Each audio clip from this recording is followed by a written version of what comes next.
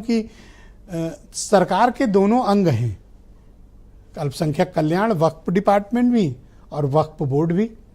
सरकार अपने ही डिपार्टमेंट एक दूसरे पर आरोप लगा रहे हैं, कोई कह रहा है भूमाफिया हैं, कोई कह रहा है कि हमारी 11,000 एकड़ जमीन कब्जाए हुए हैं तो दोनों आपका अंग। देखिए, ये अंग उस पार्टी का है जिस पार्टी ने इनको संरक्षण दिया, जिस पार्टी ने कब्जा करने में मदद करी है, और सरकार ही वो काम कर रही थी क्योंकि वो खुद ही सरकार में थे। तो इसलिए अब यह है कि ये बात खुलना चाहिए कि क्या हुआ था, किसने कब्जा किया था, कब कब्जा किया था। अब देखें कि अभी हाल में संभल में ये क्लेम किया गया है कि संभल 5 वर्ग किलोमीटर का है, जिसमें से 5 में से 7 वर्ग किलोमीटर जो है वो अब्दुल सामद एक है जिन्होंने 1919 में शायद वो वक्फ बोर्ड को दिया था।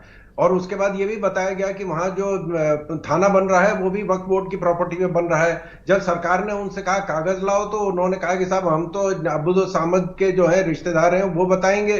जब अब्दुल सामद जी के रिश्तेदार आए तो उन्होंने कहा था हमारा कोई दूर दूर तक इससे लेना देना नहीं है, हम इसको जानते नहीं है, हमसे कोई मतलब नहीं है। चांदुराई जो मंदिर है दक्षिण भारत में, वो इस्लाम के आने से 300 साल पहले बना था और पूरा गांव 16,000 हेक्टेयर का गांव वो भी क्लेम कर दिया गया था वक्फ बोर्ड की प्रॉपर्टी है।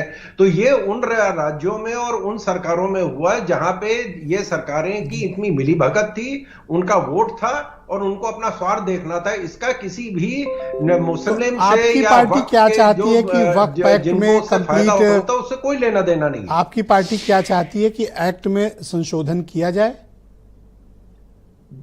देखिए मिश्र जी, हमारी पार्टी चाहती है कि जिस वजह से वक्फ बोर्ड एक्ट बना था उस वजह को पूरा किया जाए, जो मुस्लिम बेवाओं के लिए, मुस्लिम यतीम बच्चों के लिए, मुस्लिम बच्चों की पढ़ाई के लिए इस्तेमाल होना था।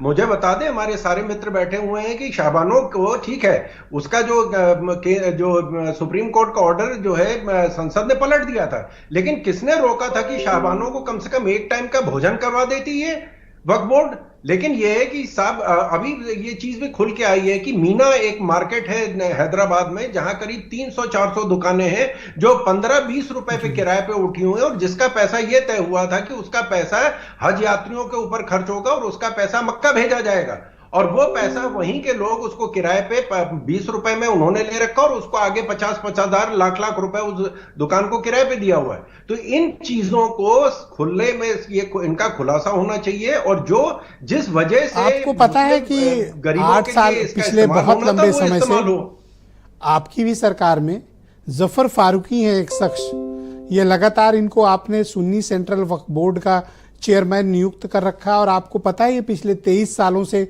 लगातार यही व्यक्ति चेयरमैन हैं और ये सरकार द्वारा नॉमिनेटेड हैं। आपका जफर फारूकी से आपकी पार्टी का क्या रिश्ता है? देखिए, हमारी पार्टी का सिर्फ ये मानना है कि जो वक्फ बोर्ड है उसके जो उसकी संपत्ति है उसका सही इस्तेमाल होना चाहिए, और जिन लोगों के हित के लिए ये बनाया गया था उसका कानून का पालन। तो आप इस बोर्ड को डिसॉल्व क्यों नहीं कर देते हैं? जो नॉमिनेटेड कमेटी है उसे डिसॉल्व क्यों नहीं कर रहे? नहीं, अभी तो अब तो सारी चीजें सामने आ रही हैं कि क्या हुआ, सब एक एक परत खुलेगी और उसका जो फैसला है वो जनता के हित में किया जाएगा। क्या आपको इस बात को अचरज नहीं होता कि आपकी सरकार में एक व्यक्ति लगातार 8 सालों से चेयरमैन पद पे बैठा है और आप एक जांच तक आदेश नहीं कर पा रहे हैं, और आप स्वयं कह रहे हैं कि वो भूमाफिया बोर्ड का चेयरमैन है, बट एक भी एक्शन जफर फारूकी पे न होना ये इरादों पर सवाल खड़े करता है? नहीं मिश्र जी, जो भी कानून होगा, जो कानून के तर्ज पे काम होना चाहिए वो किया जाएगा, मैं आपको आश्वासन दे रहा हूं। तो सर कौन करेगा? आप ही तो करेंगे सर, सत्ता में आप हैं, केंद्र में आप हैं, राज्य में, तो क्या जफर फारूकी पर एक्शन आसिम वकार को लेना है? जब जो जरूरत होगी वो फैसला सरकार लेगी। इसका मतलब अभी जरूरत नहीं है आपको, करेक्ट? तो मैं आउट ऑफ टर्न करना साहब आसिम वकार को जोड़ना चाहता हूँ, उन्हें समय दे दें।